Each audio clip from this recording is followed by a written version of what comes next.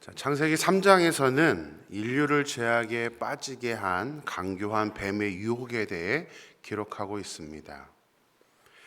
근데 창세기 2장까지의 기록을 보면 하나님이 창조하신 모든 것들이 다 보기 좋았더라고 말씀을 하고 있습니다. 근데 어떻게 갑자기 강교한 뱀이 등장을 한 것일까요? 하나님이 그렇게 강교한 뱀을 창조하신 걸까요? 우리 3장에서부터도 또 의문이 생깁니다. 어떻게 된 것일까? 이게 궁금합니다.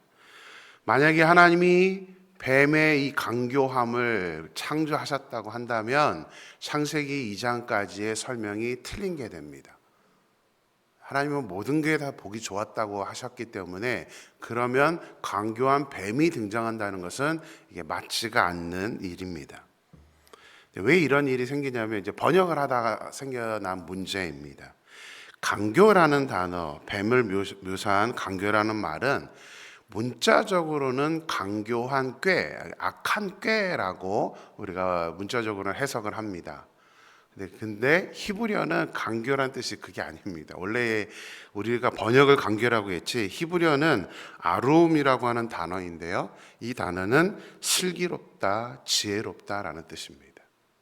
그러니까 하나님께서 만드신 창조하신 들짐승 중에 뱀이 가장 지혜롭고 슬기롭다라는 의미의 단어입니다. 그래서 다른 성경에서도 이 아름이라는 단어는 전부 다 지혜로 번역했습니다. 그런데 이 창세기 3장에서만 강교라고 번역을 한 것입니다.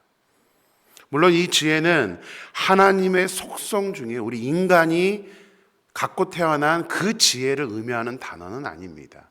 다 이거는 약간의 좀 습득할 수 있는 능력, 이런 식의 영리함에 대해서 쓰는 단어입니다. 인간만이 하나님의 형상, 하나님의 속성대로 창조되었기 때문에 인간만이 가지는 것이 지혜이지 짐승들에게는 사실은 지혜라는 단어를 사용하지는 않습니다. 뱀은 하나님께서 창조하신 들짐승 중에 가장 습득력을 가지고 있는 영리했던 그런 동물이었습니다. 그런데 왜 강교라고 번역을 했냐면 아마도 추측하건대 처음에 이 성경을 한글로 번역했던 분들이 아예 어떤 염두를 두고 번역한 것이 아닌가 저는 그렇게 생각합니다. 사탄이 이 뱀을 점령을 해서 이 뱀을 이용하다 보니까 가장 영리한 이 뱀을 이용하니까 그 슬기로움이 뭐가 된 거예요? 강교가 되었다라는 그런 의미로 지금 이 번역을 이 단어로 했다라고 생각이 됩니다. 그래서 성경에서 비슷한 의미로도 해석하는 게 많습니다. 성경은 돈 자체를 악이라고 한 곳이 없습니다. 돈이 악하다라는 구절이 없습니다. 문제는 뭐죠? 그 돈을 사랑하는 게 문제인 거죠. 그 돈을 유혹에 빠져서 그 돈을 욕심으로 가졌을 때가 문제인 것이 하나님은 모든 물건들이나 돈조차도 다 선하게 창조하셨고 선한 목적으로 창조하셨습니다. 그런데 그것을 악용할 때 문제가 되는 겁니다. 사탄이 뱀의 그 영리함을 악용하다 보니까 그것이 강교함으로 되었다는 사실입니다. 우리는 뱀과 같지는 않지만 우리 인간도 마찬가지입니다. 하나님의 형상으로 창조되어 지혜를 갖고 태어났는데 그 지혜가 악용되면 사탄에게 지배를 당하게 되면 사탄의 유혹에 넘어가게 되면 우리 역시도 뱀처럼 우리가 가진 그 지혜가 뭐가 돼요? 강교가 되는 거예요. 다른 사람들을 이용하고 다른 사람들을 시험에 들게 하고 다른 사람들을 아프게 하는 그 지혜가 강교가 되어버린다는 사실을 저는 오늘 말씀을 통해서 도전을 받게 됩니다. 뱀은 하와에게 접근해서 하나님께서 먹지 말라는 것에 대해서 질문을 했습니다. 왜 하필이면 먹지 말라는 그 하나만을 공격했을까요? 에덴 동산에는 먹을 게 너무 많은데 그 중에서도 유독 먹지 말라고 하는 선악을 알게 하는 그 나무 하나만 가지고 지금 접근을 하고 있는 것입니다. 왜냐하면 사탄의 본성은 나쁜 것에만 집중하기 때문입니다. 사탄은 결코 좋은 것 갖고 우리한테 유혹하지 않습니다. 또 우리 인간은 좋은 것으로 유혹당하지 않습니다. 좋은 것에 영향을 받으면 좋은데 우리는 쉽게 영향받는 것은 나쁜 거예요. 부정적인 것의 영향을 더 빨리 받지, 좋은 거는 아무리 봐도 우리는 그냥 좋지 그러고 맙니다. 그러니까 사탄은 항상 우리에게 유혹할 때에 나쁜 거, 부정적인 거, 뭔가 깨름칙한 거, 뭔가 틈이 있는 거, 이런 것만 공략을 하는 것이 사탄의 본성입니다. 다 먹지 말라고 그랬는데 딱 한 가지만 먹지 말라고 하니까 사탄은 그것을 지금 공격 삼아서 하와를 유혹하고 있다는 사실입니다. 원래 하와는 다 먹을 수 있었기 때문에 선악을 알게 하는 그 나무에 관심을 갖지 않았습니다. 굳이 그것까지 신경 쓸 여유가 없었습니다. 그냥 좋은 거 먹으면 되고 너무나 아름다운 게 많았기 때문에 그것조차도 인식하지 못하고 있었을 것입니다. 하지만 뱀이 건들죠. 이제 왜 그 하나만은 먹지 못하게 했느냐? 그 이유를 아느냐? 그러면서 이제 설명을 해주죠. 그것을 먹으면 눈이 밝아져서 하나님과 같이 되기 때문에 먹지 말라는 거야 라고 이렇게 유혹을 하니까 하와는 그 부정적인 부분을 긁어주니까 그 유혹에 넘어갈 수밖에 없었던 것입니다. 자, 이후에 우리 펼쳐지는 모습을 보겠습니다. 6절 말씀을 같이 한번 읽어보겠습니다. 6절이요. 시작. 여자가 그 나무를 본즉 먹음직도 하고 보암직도 하고 지혜롭게 할 만큼 탐스럽기도 한 나무인지라. 여자가 그 열매를 다 먹고 자기와 함께 있는 남편에게도 주매 그도 먹은지라. 자, 하와의 입에서 나온 이 빨간색으로 세 가지를 제가 칠해놨는데요. 저 세 가지는 우리가 살아가면서 사탄에게 반드시 당하게 되는 유혹입니다. 저 유혹이 너무 강합니다. 저거를 이기는 사람이 별로 없습니다. 자, 세 가지 단어: 먹음직, 보암직, 탐스러움. 이 세 가지는 신약에서는 조금 다른 단어로 설명을 해줍니다. 우리가 엊그제 제자훈련 했었죠. 제자훈련 때도 나왔던 단어입니다. 우리 육체의 본능. 요한일서 2장 16절 같이 볼까요? 같이 읽습니다. 이는 세상에 있는 모든 것이 육신의 정욕과 안목의 정욕과 이생의 자랑이니 다 아버지께로부터 온 것이 아니요 세상으로부터 온 것이라. 여기는 뭐라고 나와 있죠? 육신의 정욕, 안목의 정욕, 이생의 자랑.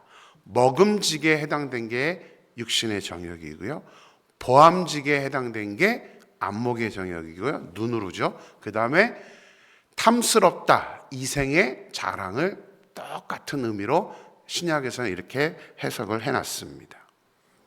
이것은 예수님도 당했던 유혹입니다.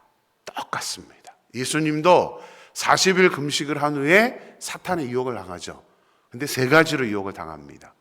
첫째, 뭐로 유혹을 당하냐면 돌로 떡이 되게 하라. 그죠? 왜 그걸로 유혹했을까요? 육신의 정욕입니다. 먹음직한 거, 먹는 거 갖고 유혹했죠. 40일을 굶주렸기 때문에 이 먹음에 대한 갈증이 있다는 걸 알았기 때문에 사탄은 저 먹음직, 육신의 정욕 가지고 예수님을 유혹했습니다. 두 번째, 사탄이 유혹한 게 뭐죠? 천하만국을 보여주고 그것을 다 주겠다라고 유혹을 했습니다. 보암직해, 눈으로 보는 이 천국의 이 세상에 대한 그 유혹을 얘기하는 거죠. 안목의 정욕입니다. 세 번째 유혹은 뭐였죠? 성전 꼭대기에 데려가서 뛰어내려라. 뛰어내리는 게 유혹이 아니죠. 네가 만약 뛰어내리면 어떻게 하겠다? 천사들이 와서 너를 도와주는 모습을 사람들이 보면 너를 칭찬할 것이다, 자랑할 것이다, 사람들은 너를 자랑할 것이다 라고 정확하게 자랑이라는 단어가 나옵니다. 탐스러움, 이생의 자랑을 그대로 이야기를 해주고 있는 것입니다. 우리 인간은 누구를 막론하고 이 세 가지 유혹을 반드시 받게 되어 있습니다. 이것을 벗어난다면 우리는 성인이 되는 것입니다. 어떻게 벗어날 수 있을까요? 그럼 이 유혹을 어떻게 우리가 벗어날 수 있을까요? 예수님이 보여주셨어요. 감사하게도 예수님께서 어떻게 하면 이 유혹을 우리가 벗어나면서 극복하면서 살 수 있는지 보여주셨죠. 예수님 뭘로 이기셨죠? 말씀으로 이기셨죠. 말씀으로.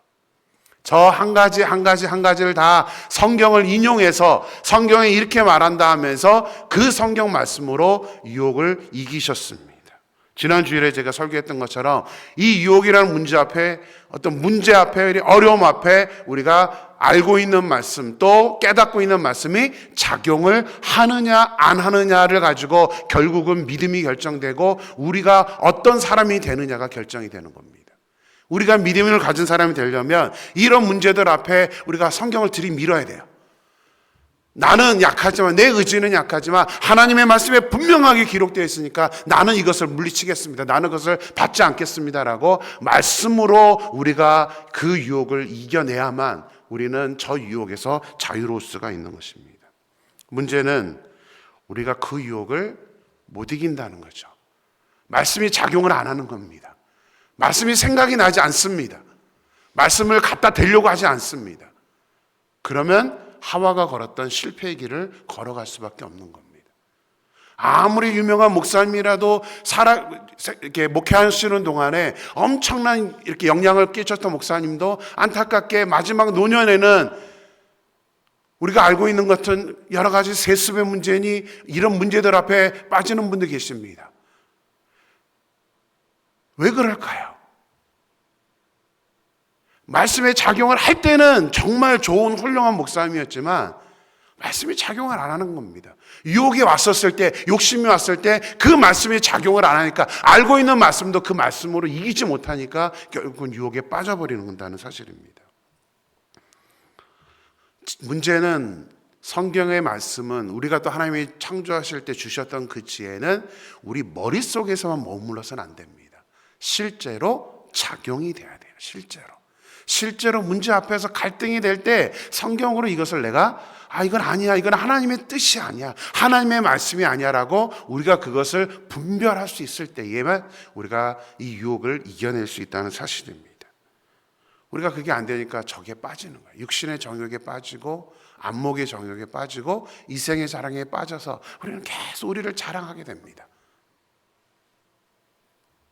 특히 뱀이 하와에게 그랬던 것처럼 어떤 부정적인 말들이 우리들에게 들어오게 되면 왜 우리가 넘어지냐면 우리 안에 만족감이 없어서 그래요. 하와가 잘 생각해 보세요. 이 선악을 알게 하는 나무 하나 말고는 다 먹을 수 있었습니다. 이것 갖고 만족했으면 이 하나 때문에 이걸 갖고 부정적으로 우리에게 하나님이 먹지 못하게 한 이유가 있다라고 건드렸을 때에 아니 이 많은 게 있는데 이게 뭐라고 하면서 이겨낼 수 있었을 것입니다. 그런 하와는 그 하나가 갑자기 불만족으로 들어오는 거예요. 왜 이건 나를 못 먹겠지? 내가 하나님처럼 되는 게 하나님이 그렇게 원하지 않았었던 모습인가? 이러면서 그 하나가 머릿속에 쾅 박히니까 그때부터 이제 시험에 빠지게 되고 시험에 들게 되었다는 사실이죠. 오늘 찬양 312장을 부를 때 이 말씀을 준비해서 2절 가사가 굉장히 제 마음속에 와닿았습니다. 너 설레는 마음 가다듬고 희망 중 기다리면서, 그 다음 가사가 이래요. 그 은혜로우신 주의 뜻과 사랑에 만족하여라. 우리가 주어져 있는 모든 것이 하나님이 다 뜻이 있다라고 생각하면 우리는 그 사랑에 만족할 수가 있습니다. 근데 뭔가 하나가 우리가 만족함에 들지 않으면, 뭔가 하나가 삐지게 되면 우리는 말씀이 더 이상 작용을 하지 않아요. 목회를 하면서 너무 안타까운 게 그런 겁니다. 큰 문제가 아닌 작은 문제 하나, 불만족 하나가 되면 그냥 시험에 들어요. 너무나 가슴이 아픕니다. 아무 문제가 아닌데 왜 저거에 그렇게 꽂혀 있을까? 더 큰 것들, 더 만족할 걸, 더 감사할 게 많은데 왜 그 작은 것 하나에 만족을 못할까? 물론 저 역시도 그렇습니다.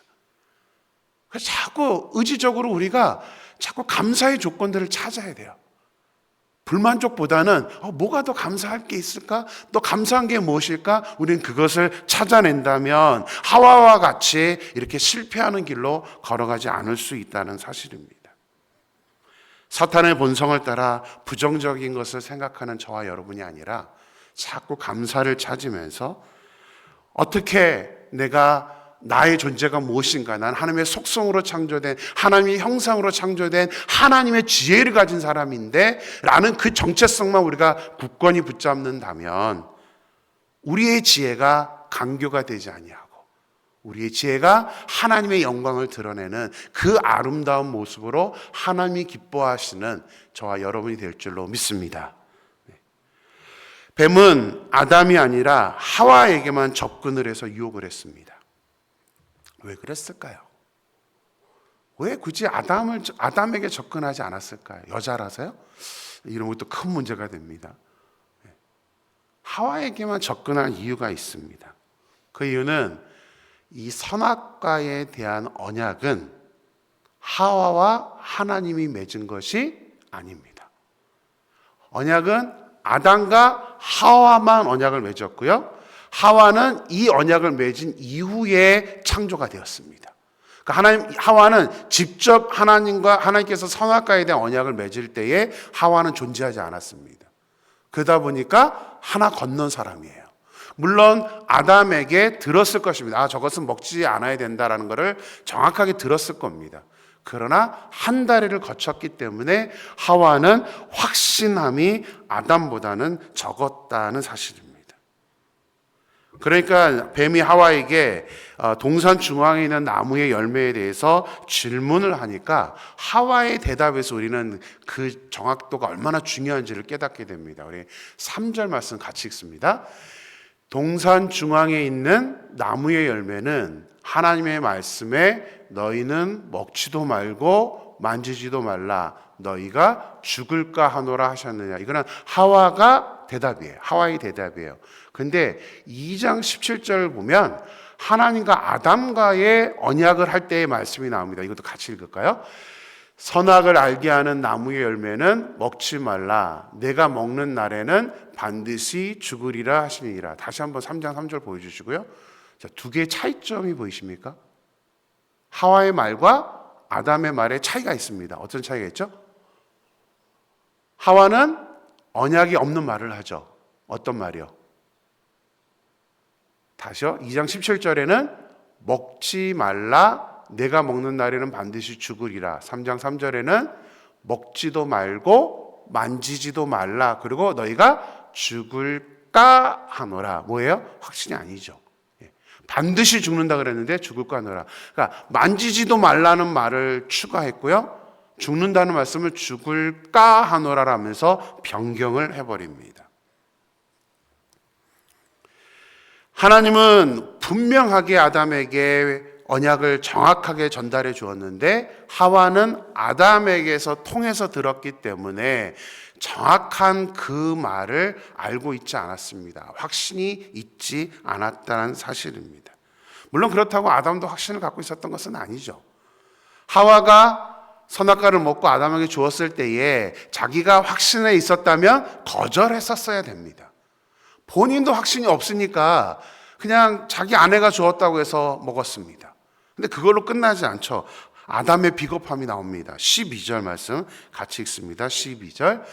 아담이 이르되 하나님이 주셔서 나와 함께 있게 하신 여자 그가 그 나무 열매를 내게 주므로 내가 먹었나이다. 전형적인 책임지지 않는 사람의 모습이죠. 두 사람 탓을 합니다.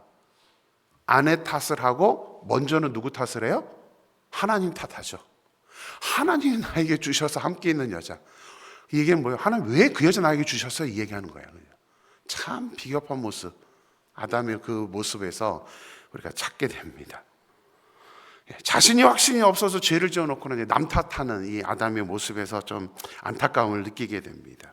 유혹은 항상 확신을 갖고 있지 않은 사람에게 파고듭니다. 그래서 성경에서 뭐라 그러냐면 마귀에게 뭐를 주지 말라?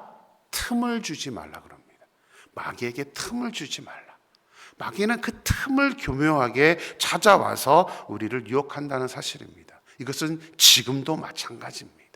지금도 우리에게 사탄은 찾아와서 우리를 유혹할 때 가장 약한 부분 또는 우리가 확신하지 않는 부분, 정확하게 모르는 부분을 가지고 와서 우리를 유혹하고 우리를 넘어뜨린다는 사실입니다. 그래서 우리가 말씀에 확신이 없으면 언제든지 이 세 가지 인간의 본능의 유혹에 넘어갈 수밖에 없고요. 요즘에는 이제 이단의 유혹, 잘못된 가르침의 유혹에 넘어가게 된다는 사실입니다. 그래서 말씀에 대한 확신이 필요합니다. 말씀에 대한 확신이 너무나 중요합니다. 성경도 이것을 우리에게 강조합니다. 두 구절만 우리가 찾고 마치도록 하겠습니다. 에베소서 3장 12절 같이 읽습니다.